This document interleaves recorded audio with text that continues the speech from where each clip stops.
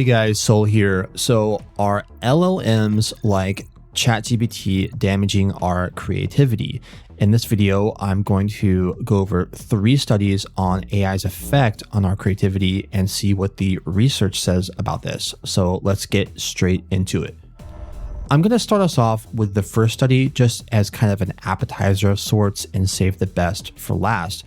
But first, let's just spend a minute to talk about how creativity is tested and analyzed, because this is going to pop up many times in the video. Creativity is usually tested by alternative use tests, which ask testees how many interesting uses they can think of with some common objects, such as a paperclip, a brick, etc., as fast as they can.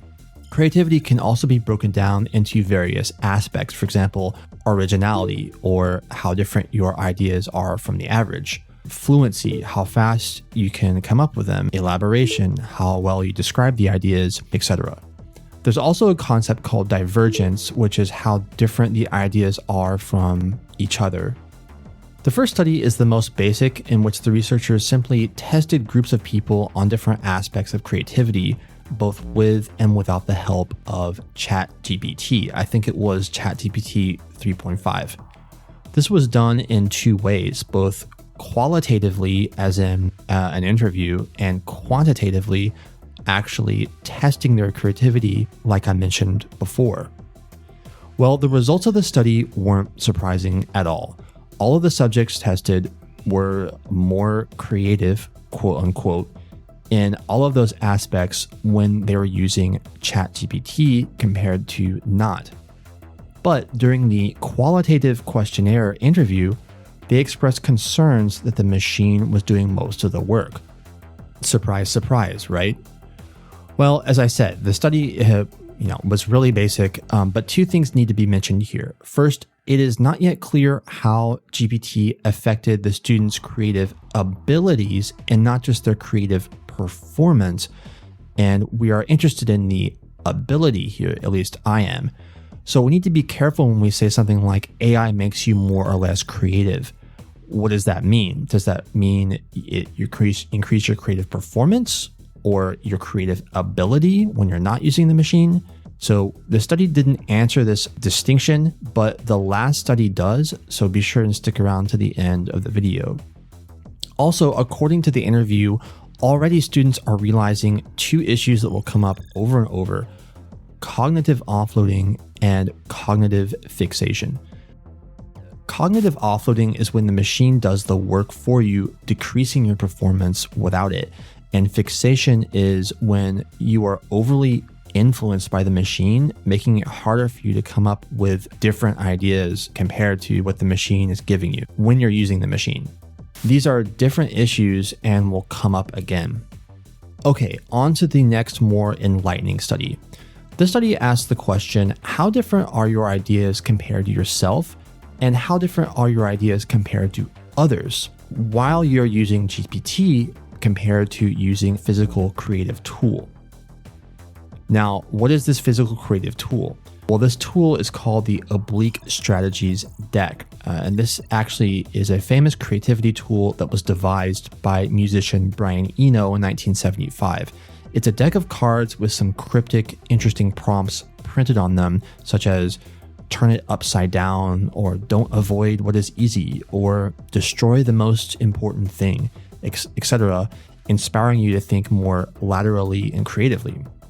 If you've ever used stuff like story dice or creative word magnets, it's a similar concept. Now, to answer the question, the paper primarily looks at the divergence of ideas produced with each tool, as well as the divergence of ideas compared to yourself and compared to others. So the paper is comparing the divergence of the ideas both in terms of the tool you use and whether it's more original compared to yourself or others. Okay, let me give a concrete example. Imagine you use a tool and come up with a lot more ideas than normal by yourself. Compared to yourself, you're producing more divergent ideas.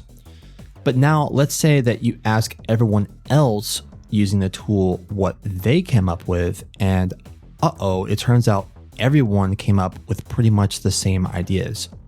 That would mean that using this tool, your personal divergence would be higher, but the group divergence would be lower. It turns out that using ChatGPT produced the same amount of divergence, but lower group divergence compared with using the deck. Also, students generated a larger number of ideas with ChatGPT, but they weren't as divergent or creative. Basically, quality did not scale with quantity. So a big takeaway from this is using the deck is better than using GPT as a creative tool, because you get just as many or even better high quality ideas by yourself, and your ideas are more divergent as a group. ChatGPT might give you more ideas compared to the deck, but they aren't necessarily better. So this is definitely very interesting news for people that are looking for a creative tool, but don't want to rely on an AI. I'm definitely going to be looking into creative tools like this deck now that I know this. The researchers hypothesized that the LLM is simply giving people similar ideas because LLMs are just statistical machines, similar to AI art, all looking the same. LLMs are just sort of finding the closest distance between your prompt and what it computes as the most appropriate answer. Secondly, and related to this, the students aren't working as hard to generate ideas. So here we go again with the cognitive offloading and the fixation. Again, as I said, these issues will crop up again and again. The machine seems to be pulling people towards certain ways of thinking, making them unable to come up with their own ideas. But the best study of all I saved for last. I think what we all want to know is not am I more creative during use, for example, when using GPT, but am I less creative without it? Is GPT hurting my native creative faculty, making me more dependent on the machine? Finally, this study is a rigorous causal experiment that sets up different groups and sees what happens to people's creativity after they either used GPT as a creative aid or did the work all by themselves. The answer is ChatGPT decreased people's creative ability. They were less creative without it compared to the people that just used their own brains. So, in a word, their creative faculties were indeed harmed by ChatGPT. So, what's the main takeaway here? Number one, people seem to be more creative using GPT, but in fact, their ideas are being influenced by GPT. Number two, this is happening because of two reasons: cognitive offloading and fixation, as I mentioned before. So, to put it in plain English, this device will give you lots of its own ideas and make it harder for you to come up with your own ideas, and that device will make you less creative afterward, making you, in a sense, reliant on it. This reminds me of a quote from The Matrix. Because as soon as we started thinking for you, it really became our civilization. Now, I want this channel to be a critical look at tech, and not just AI, by the way. So I'm trying to be balanced here. There were other studies that looked at AI's effect on our creative output. Many of them found that AI seems to increase the creative output of the students and thus recommends AI to be used in schools. I think that yes, under certain circumstances, AI can work together with a human and increase creative output, but we need to be very careful here. AI seems to be very good at the fluency aspect of creativity, but not the originality aspect, which makes perfect sense because GPT's brain is full of stolen content from other humans. So the best setup might be to first come up with your own ideas or framework and have AI expand on that. But we need to be very careful of the offloading and fixation effect, and let's be honest, how many busy college students are out there being careful? How many people are going to be critically and cautiously using these tools?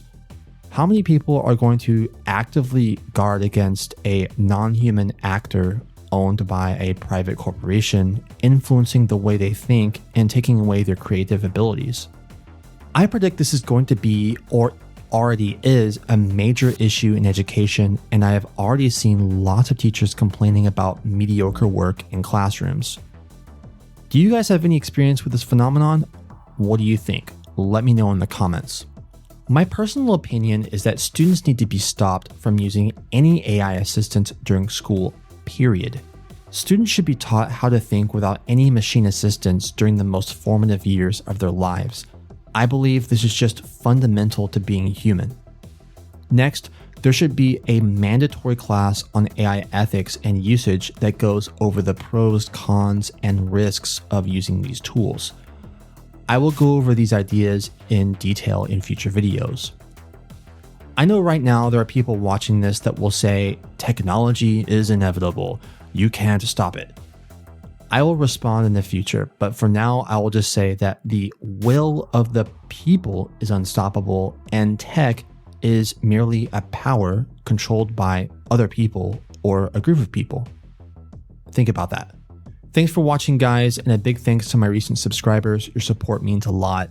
Let me know if you have any suggestions. I decided to split up the Brainrot style videos into smaller topical ones, so just let me know if you like it that way or you would prefer a longer research overview.